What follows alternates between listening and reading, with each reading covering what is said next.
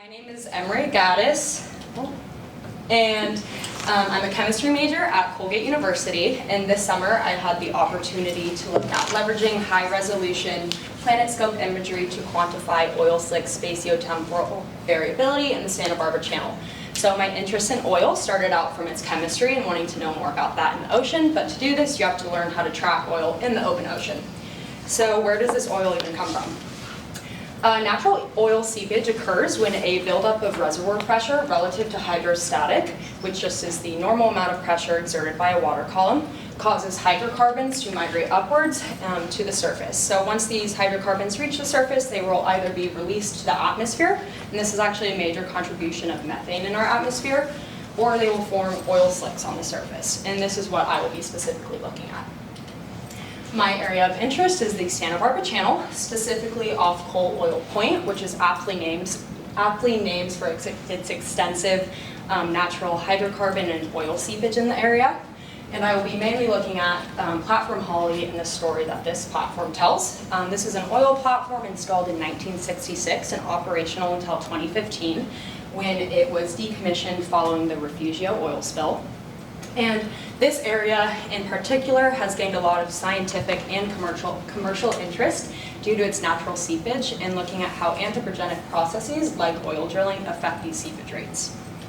So past studies have showed evidence that since Platform Holly began its oil production, there have been, on average, declining natural seepage rates in the area. What I will be doing is using optical remote sensing to look at how, after Platform Holly was decommissioned, how natural oil seepage in this area has been changing and acting over time. So there are multiple Earth and ocean observing satellites that have the capability, potentially, of being able to find oil, such as Aquamodus, Landsat, and Sentinel-2. However, looking further, none of these had the spatial or temporal resolution that I really needed to be able to find oil on ocean water. So this is where PlanetScope comes into play. So PlanetScope is a constellation of, as of today, more than 430 CubeSats, which are small satellites about the size of a loaf of bread that orbit the Earth and have daily revisit times. And this also has a really high spatial resolution of 3 meters, which is really, really impressive. And this is really important for being able to detect oil on water. And we can see that I was able to detect oil using PlanetScope because of this high resolution. So looking at this image, it's a little bit hard to see on the projector, but I was able to visually differentiate between things like oil slicks, kelp forests, and turbidity plumes. And ultimately, this allowed me to use ArcGIS and map where oil is using polygons. And from these polygons, I was able to quantify oil slick surface areas and also obtain surface reflectance values from PlanetScope that intersect with these polygons, and also compare these surface reflectance values to surrounding waters. And so we know oil's there and we know we're able to see it, but how is this possible? And it's because of the surface reflectance. So SARP 2023, when taking in situ measurements around Platform Holly, they noticed that oil increased glint contamination when looking at water. So here we see that at especially lower wavelengths that fall in the green and the blue bands, when there's higher glint, there's higher surface reflectance. And so when we're looking at water, usually water with oil on it will have higher glint and should have higher surface reflectance. So I wanted to see if this matched the data that I found from PlanetScope.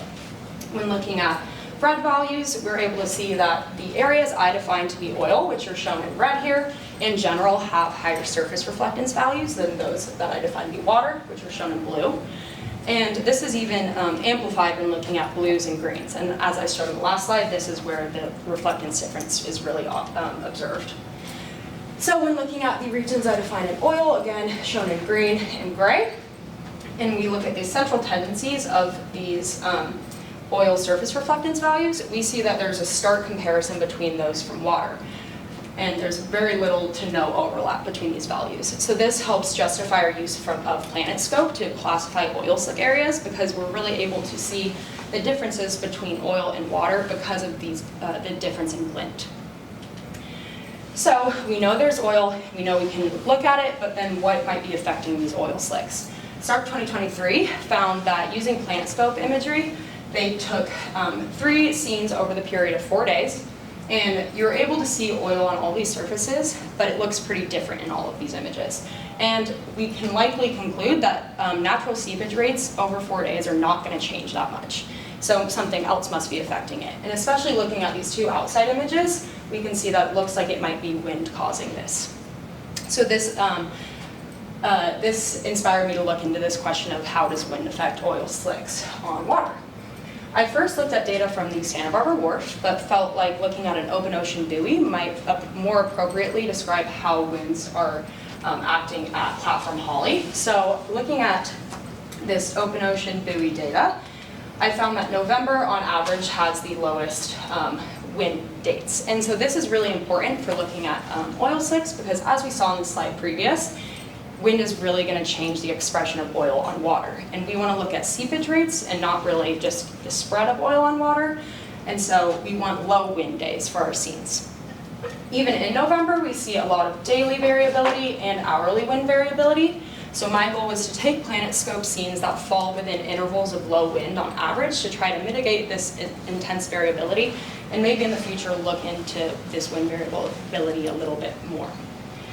So using these scenes that fall in low intervals of wind, I was able to work towards answering my major question of how has natural oil seepage been impacted by the decommissioning of Platform Holly in 2015.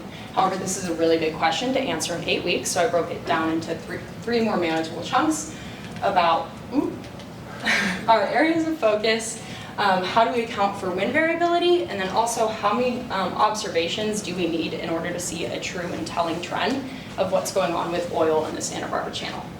So to answer this first question, I looked at both total oil slick surface areas and defining a region of interest and only considering the surface areas that fall within that region. However, this second method poses its own issues because especially if we're taking into consideration wind, it's likely that wind will be blowing a lot of this area out of just this small region of interest. And so I wanted to focus on total surface area to really get the true story of what's going on and how wind is affecting this. Using that, I was able to construct my first time series of oil slick surface areas over time, starting in 2017. So for the first 2 years, we see a general increase, and then on average, it seems to level out with slight changes over time. But looking at our trends starting at 2017, we're able to see there's, in general, an increasing amount of oil on the surface.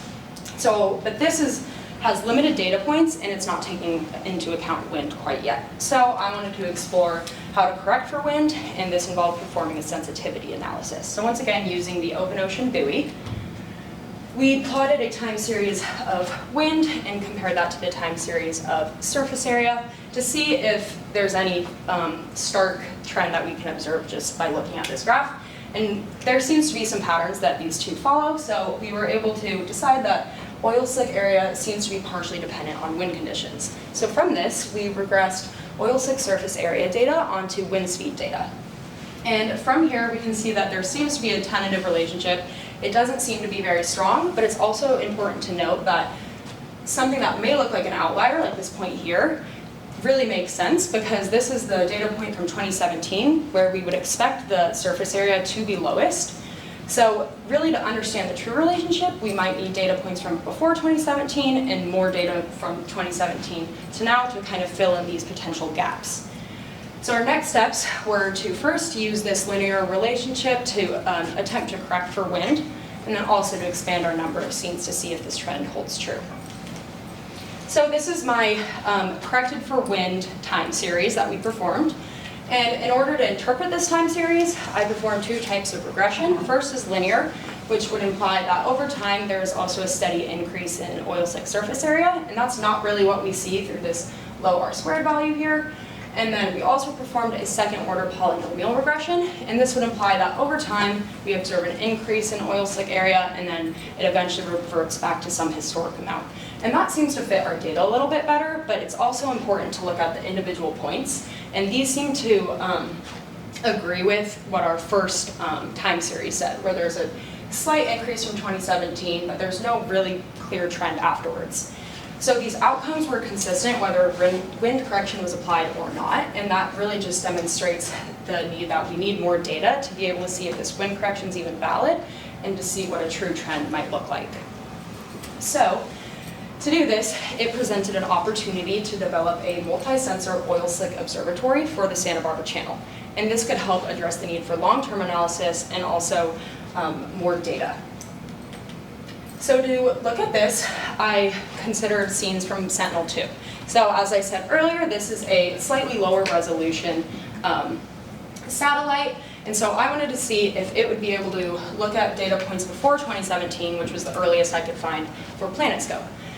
So I performed hand annotations on Sentinel-2 scenes at days of 2018 and 2019 that matched with my PlanetScope scenes. And I was able to detect really similar trends in oil slick area. It's also important to note this second one was taken the day after this, and so the change we see here might be due to something like wind. But on this right side, these were taken on the same day, and we can see really similar trends in oil. So this is really great because we're able to see that even with this lower 10 meter per pixel resolution, we're still able to see that oil is on the surface of water. And this is really great because we could expand our time series and look into this question more. So in conclusion, it is difficult to definitively say whether oil seepage is increasing in the Santa Barbara Channel just because of the limited data we have from the oil scenes I hand annotated. Additionally, wind, as we have seen, it likely plays an important role, but it's difficult to really define the role that wind corrections can play in looking at a time series, once again, because of the limited data we have. So both of these points really just lead to the importance of filling out a time series, and this is something I'm really hoping to do in the future. And the data I collected through my hand annotations and values like surface reflectance values, these could support an opportunity to generate a training set to feed into something like a neural network or a machine learning model that can help classify oil more readily, because hand annotations take a very long time and they're very tedious. So it would be great to have an easier way to do this. And once something like this more readily classified oil model is made, this would allow me to dive into what I'm really excited about, which is looking at the chemistry of oil and chemistry of oil changing over time, how it spreads, and also how it affects the marine environment and even the atmosphere above the water. And to do this, I would be interested in looking at hyperspectral data from things like AVRIS, because I know there's a little bit of interest in that right now. So I'd really just like to thank Henry and Lori for all the help you guys gave me. I could not have asked for better leaders in this, and also my amazing oceans group. You guys are amazing. And really everyone that has impacted my time at SARP. And thank you so much, and I'm happy to take any questions.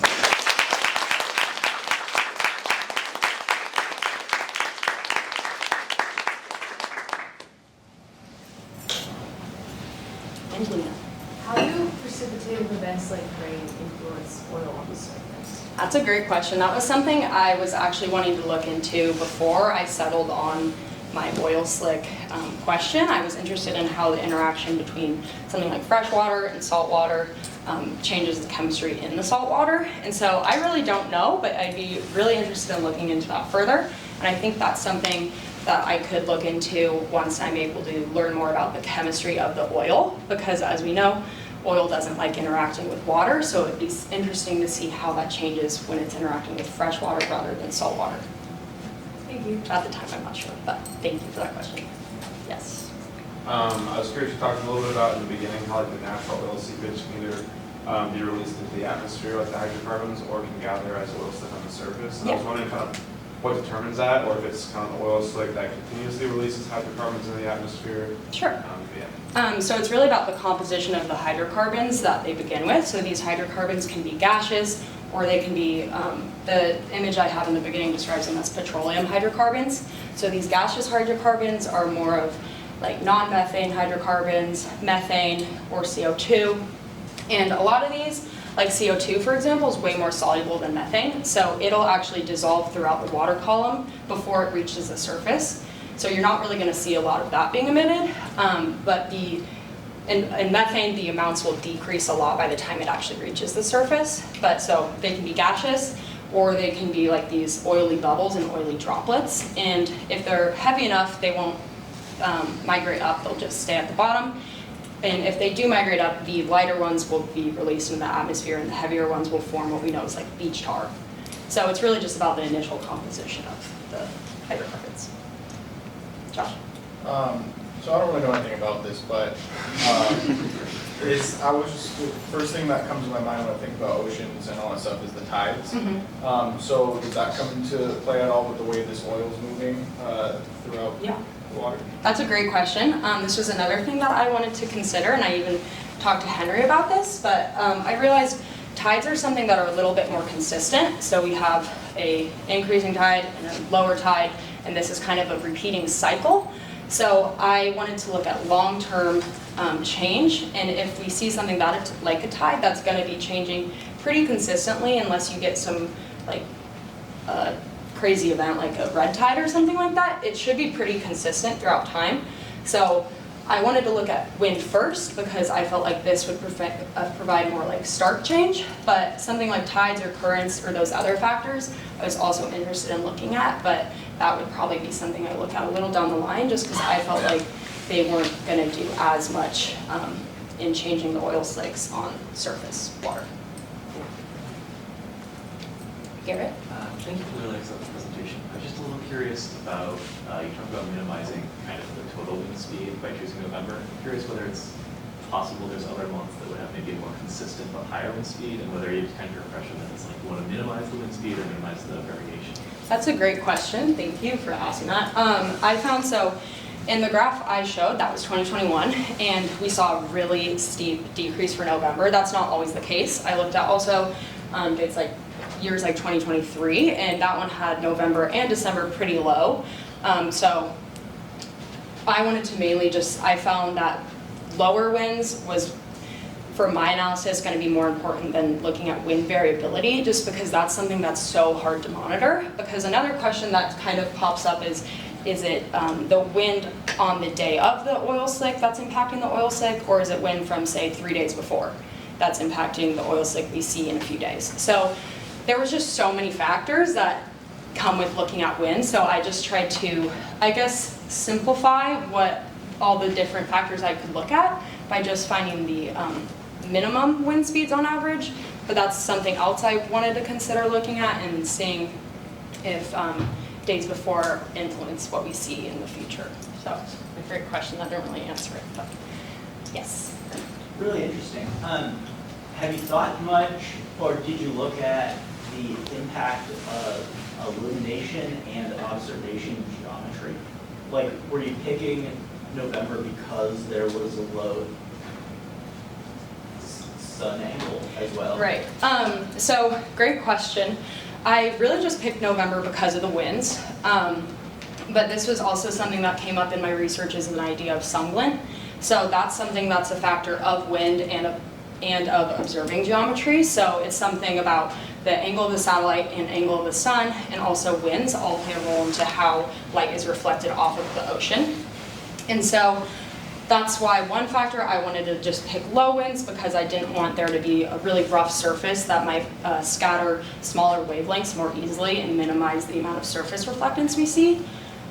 So that was kind of the path I took to looking at that. But sun glint is a really interesting piece that can vary how you see oil, because too much sun glint is bad, but also too little of sun glint is bad. So there's kind of a sweet spot that you want.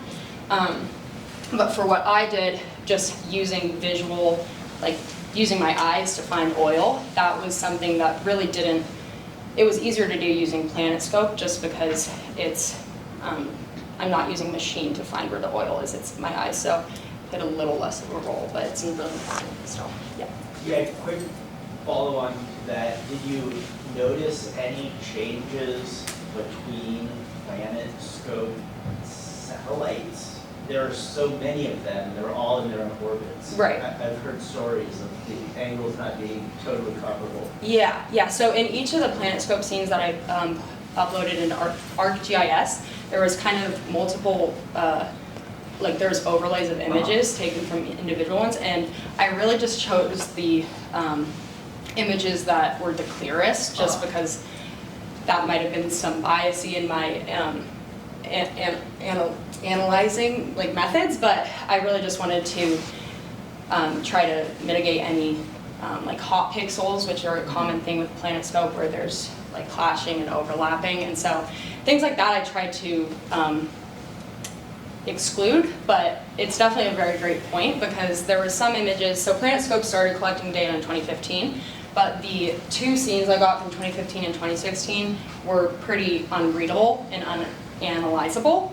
And so again, that's why I was looking at things like Sentinel-2 to see if I could use those instead of PlanetScope, because even though it has great spatial resolution, it definitely has its limitations as well. Awesome. Any other questions?